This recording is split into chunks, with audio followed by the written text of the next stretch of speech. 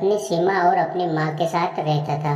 गर्मियों की छुट्टी में राहुल की बुआ फूफा अपने लड़के सोनू के साथ उनके घर रहने आए। घर आते ही फूफा जी राहुल से बोले कि यहाँ तो बहुत गर्मी है, घर में कोई एसी नहीं है क्या? राहुल की माँ ने बोला, भाई साहब अभी कुछ दिन पहले ही राहुल ने अपने कमरे में एसी लगवाया।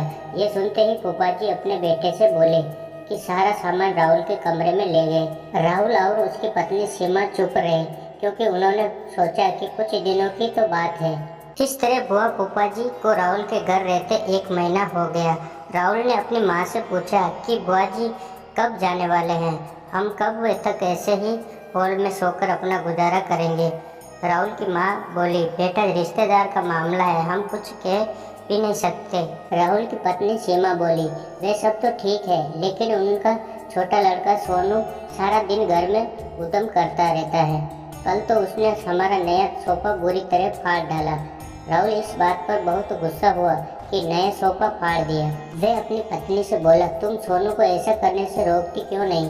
सीमा बोली, जब से बुआ फूफा जी आए हैं कुछ खाने की डिमांड करते हैं, जिससे मेरा और माँ जी का सारा दिन तो रसोई में ही बीत जाता है। राहुल ने कहा कि मैं अभी जाकर फूफा जी से पूछता हूँ कि वे आखिर कब जाएंगे। राहुल ने बातों बातों में फूफा जी से कहा कि 1 महीना हो गया है, आपके जॉब की छुट्टियाँ तो खत्म हो गई होगी ना?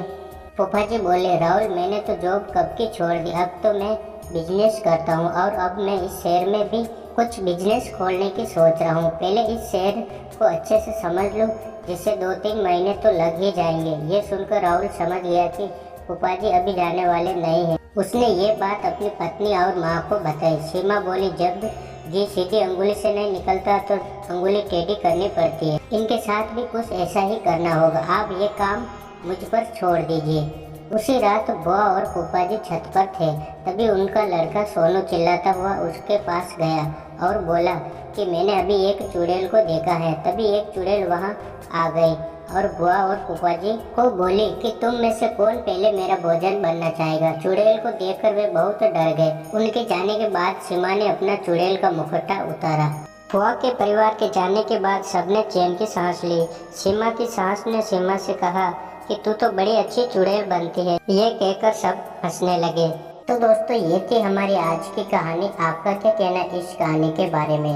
कमेंट करके हमें ज़रूर बताएं और वीडियो को लाइक कर दीजिए। और इसी तरह की कहानियाँ देखने के लिए चैनल को सब्सक्राइब करके घंटी को दबाकर ऑल पर सेट कर लीजिए, ताकि आने वाली वीडियो का नोटिफिकेशन आपके पास तुरंत पहुँचे। मैं मिलता हूँ आपसे अगली वीडियो में, तब तक के लिए धन्यवाद।